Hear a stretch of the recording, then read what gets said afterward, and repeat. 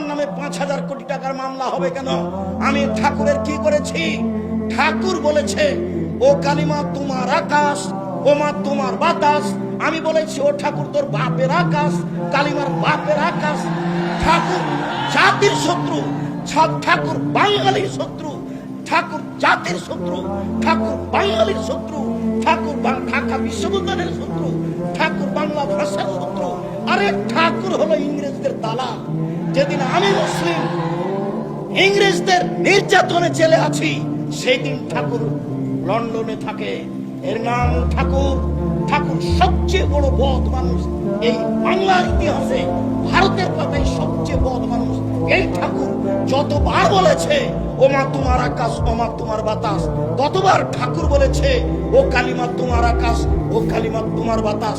আমি আব্দুর রাজ্জাক বিন ইউসুফ, আমার ছেলে মেয়ে এই গান করতে পারে না, অসম্ভব। আপনার মতো কাপুরুষের সন্তান করতে পারে, আপনাকে আমি শিক্ষিত মনে করি না। আমি যে অশিক্ষিত, আপনি এই কথা আমি আজ থেকে 30 বছর আগে বলেছি। আপনাকে, আপনার ছেলেকে, আপনার মেয়েকে, আপনার বাপকে, আপনার জাতিকে, আপনার বংশকে যদি আমি অশিক্ষিত প্রমাণ করতে না পারি, জাতির সামনে বক্তব্য দেব না। নতুন এই কথা বলিনি, বাংলার মাটিতে 30 বছর থেকে বলে আসছি। বিদ্যা কাকে বলে আগে নিজেকে জানতে হবে, তারপরে বাচ্চাকে বিদ্যা দিতে হবে। আপনার বাচ্চা বিদ্যাই এটা বুঝতে পারলো না। বলেছি আমি 71 সাল থেকে এখন পর্যন্ত কোন শিক্ষিত মানুষ শিক্ষামন্ত্রী হয়নি এদেশে।